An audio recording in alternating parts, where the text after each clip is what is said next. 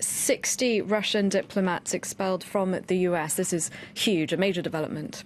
Yeah, it's a really much bigger scale of expulsions, isn't it, than the European Union. 60 Russian diplomats, also the closing of the Russian consulate in Seattle. So it's a really big move by the US in solidarity with Britain, much bigger than the solidarity currently being expressed by Britain's European neighbours. So that's very striking. Hard to know how Donald Trump himself is playing this, because he's always sent mixed signals on Russia. He's talked to Putin at various occasions in international forums, but then he also ordered that US military strike on Bashar al-Assad, which is, of course, Putin's ally in Syria.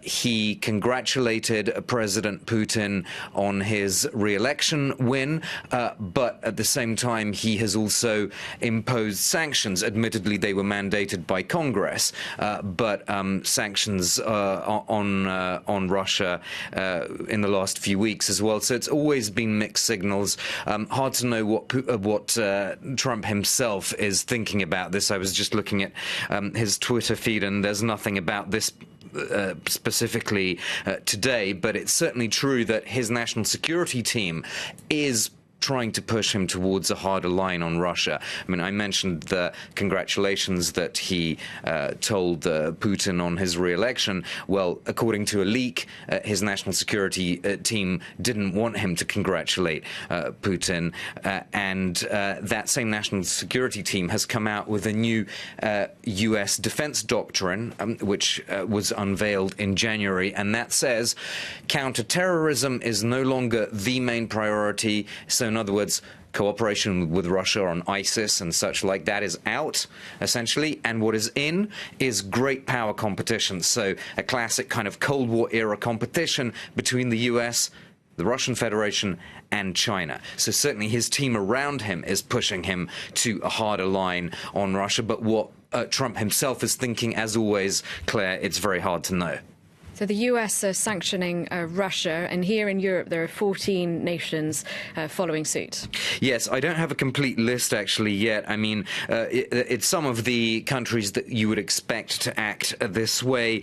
Those are NATO hawks in the Baltic states that, of course, have long expressed a desire for a stronger NATO military footprint close to Russia's border.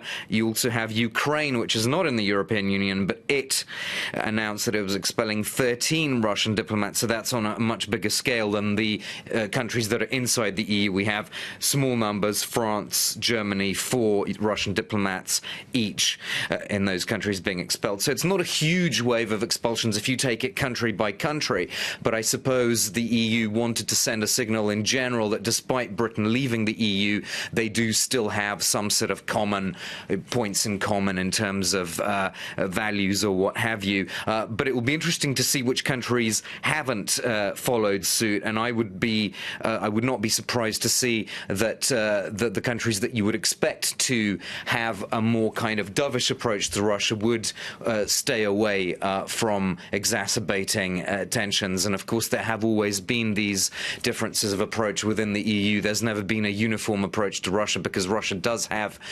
historical friends, if not quite allies, in the European Union.